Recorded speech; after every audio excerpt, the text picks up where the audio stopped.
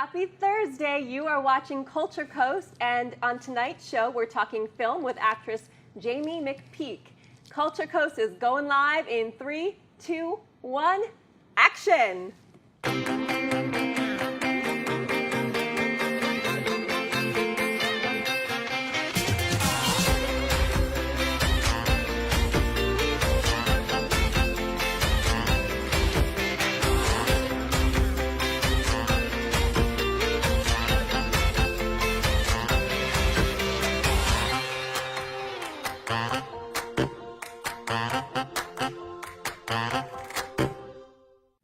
Welcome back, Facebook land. I'm Catherine Parks, and you're watching Culture Coast, brought to you by the Arts and Cultural Alliance of Sarasota County. Thank you to our presenting sponsor, Elizabeth Van Riper, Realtor with Michael Saunders and Company. Now let's get right to it. I would like to welcome Jaimi McPeek. She is a local film actress and has been doing some really exciting work, and I wanted to talk to her about it today. So hello, Jaimi. Hi. How are you doing? I'm fantastic. How are you? Good, thank you. So tell me, were you raised here?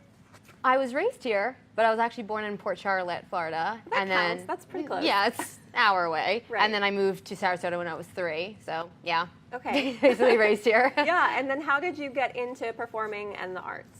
Yeah, so I was 5 years old. I got into my first dance class, and I performed at the Van Wezel, my little ballet and tap shoes. And then the next year, I started doing dance again, and really ironic, I hated it. I didn't want to go to class. I despised every moment of it, and I begged my mom, like, please get me out of dance. And then a month later, after I was out of dance, then I changed again and was like, I really missed this. I made a mistake. I need to go back. So I went back, and then after I went back, I loved it. I loved it. And then by the age of 10, I realized I need to do something professional with this. Mm-hmm. So I started taking private lessons with industry professionals, started dancing 20 to 30 hours a week, just really pounding at it. And it kind of all just took off from there. And then I started sprouting into musical theater and exploring the acting and singing realm with the dancing realm, and that took on a whole life of its own. And yeah, I'm always constantly working at it and building from there. But really it started when I was 5, and then had that little like weird gap period, and then just sprouted from there. So yeah, it's great though. I can't imagine my life without it, honestly. Yeah, I can tell that you are very passionate about it, and I've seen lots of videos, and you're also very, very talented. Oh, thank you. And we actually met, I believe it was a chorus line, right? Yeah, we did a chorus line at Manatee. Right. Mm-hmm. And what have been some of your other favorite productions that you've been a part of? So yeah, theater-wise, I think one of my favorite productions up to date has been Catch Me If You Can. That was my first real theater show when I was 15 years old. I got accepted as one of the lead dancers in that. And that was really like my first audition in theater too. So it was a big deal for me. I was so excited. I remember seeing it at the Players. Yeah, that was a great production. I was so excited. Yeah. And that was basically what sprouted my whole love for theater and knowing that, okay, I need to go into this direction. I need to be dancing, singing, and acting. Because it brought a whole new realm to just dancing. It was telling a story. Right. It was doing, creating a whole world through movement and through singing and acting and everything. And performing in front of crowds like that and hearing the applause and just being on stage was an indescribable feeling. So awesome. Catch Me has always resonated with me very, very hard. So I love that show. Yeah, I loved it too, watching it. Yeah, it was so much fun. It was a blast. And then, so let's talk about that. So you started to transition from performing and acting into more film work and even modeling. So how did you get into that realm of the industry?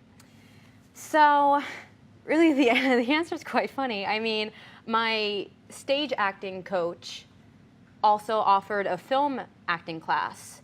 And I was already doing singing, I was already doing dancing, and I was already doing stage acting. So I literally just said, why not? Mm-hmm. And just tried a film acting class. And just discovered that I really loved it. I loved the subtlety of it. I loved the different mindset for it, because it's very different from stage. Obviously, stage is so big and broad, and film is really, in the mind of the character and everything. It's such a different ball game, even though it's still performing. And I really was, my coach told me, you're a natural at this, Jaimi. You really should give this a shot. So I started taking private lessons with her, and I started falling in love with it more and more. My first time like on film, I was so stiff and nervous because I was trying to be like small because I was used to being big. Right. And then I just kind of like let go of that and started getting to the groove of it, and I realized what you could do with film. Like the possibilities are endless with film, what you can create, especially nowadays with all the special effects and all the, CGI and everything, what you can create from film and taking, something from paper to a screen like that and creating worlds for people to, fall into. Right. So I fell in love with that whole aspect of it. And oh, sorry. Yeah, and so how did you start to find work? Because I know like there's a lot of theater that goes on in Sarasota, but maybe there's less so film work. So how did you then take your craft and start applying it to actual projects? That was a little bit harder because Sarasota isn't very film heavy. Like you said, it is more theater or live performances. So I asked my acting coach at the time, I said, so how do I get on my first set? Because I've been acting now with you for a year, and I feel like we both felt like I was ready to start auditioning. And she said, just try Ringling. Just try getting set experience. Just try getting into a college film. And the very first audition I did at Ringling, I booked the lead there. Nice. And right after I got off that set, I went back to my acting coach, and I just said, that was the most incredible experience. That was amazing. And kind of that's how I knew that film was something I really wanted to pursue. Obviously, I still keep up with dancing and singing and acting. That's always going to stay with me, or stage acting, I mean. But film was definitely a route that I wanted to pursue.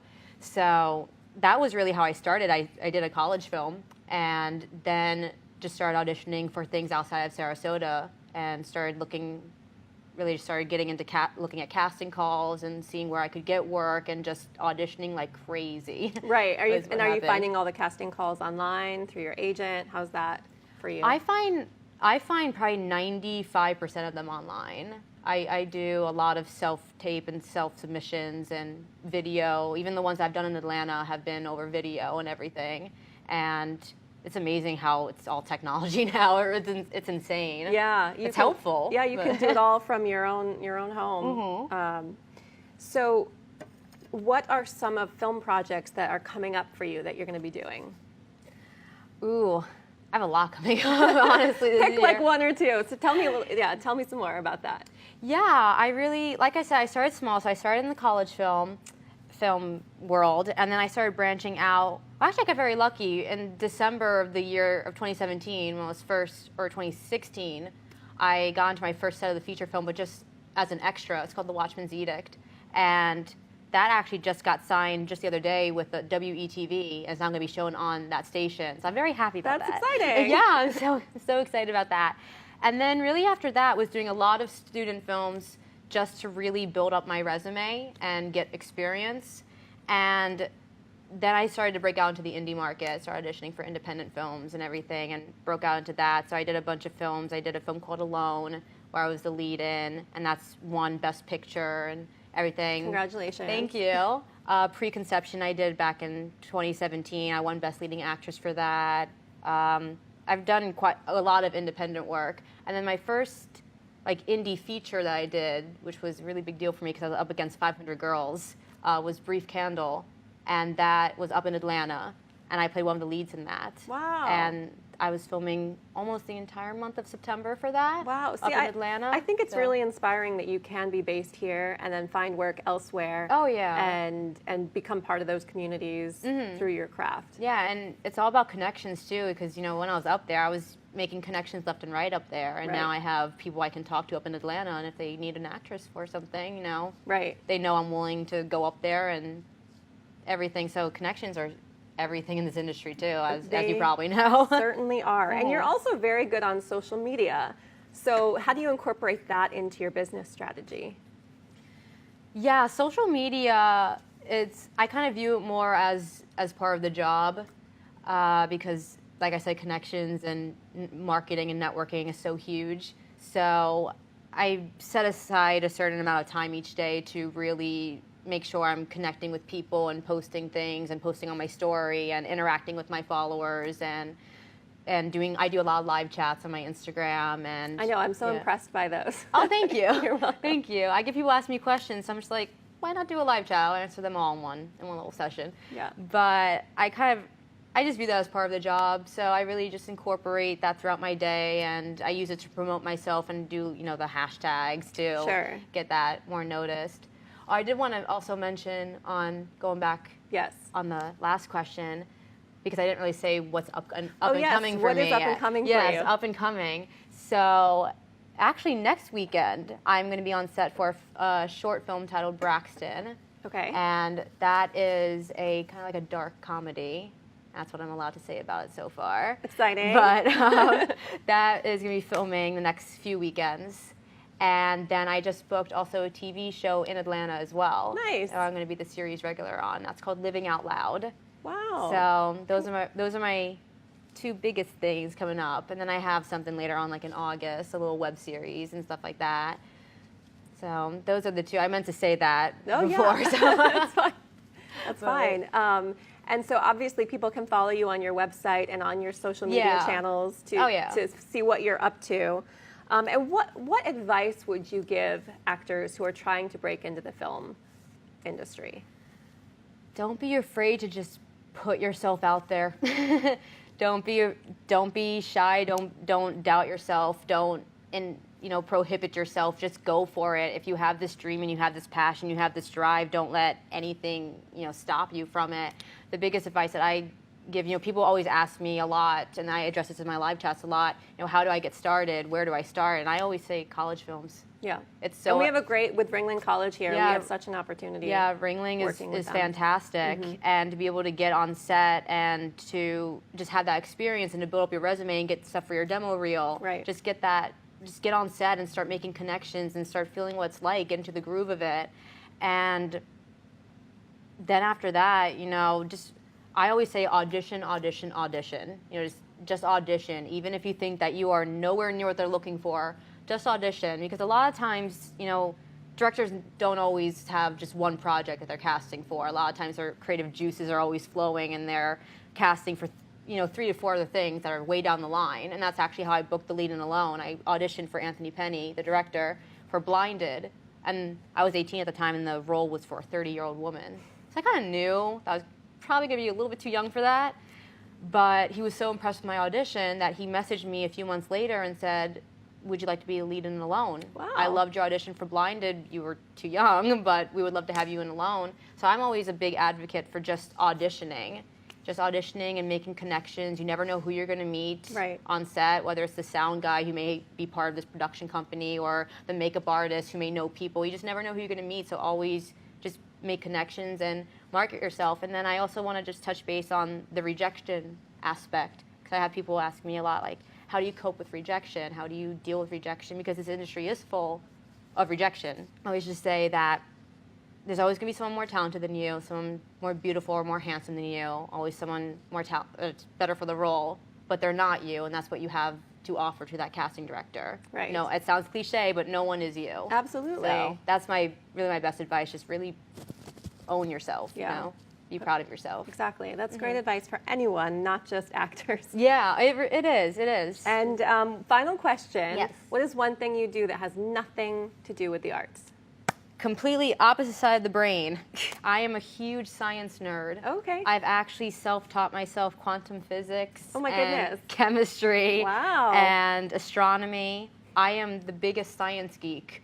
So I'm so right-sided with the performing, but so left-sided because I love science.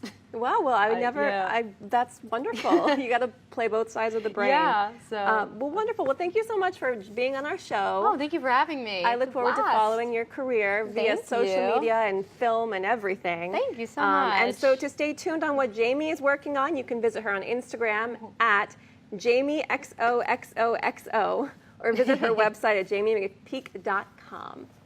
And that's it for our show today. We'd like to thank our presenting sponsor, Elizabeth Van Riper of Michael Saunders & Company. Elizabeth enriches the real estate experience of her customers with her extensive market knowledge and involvement with Sarasota's diverse cultural landscape.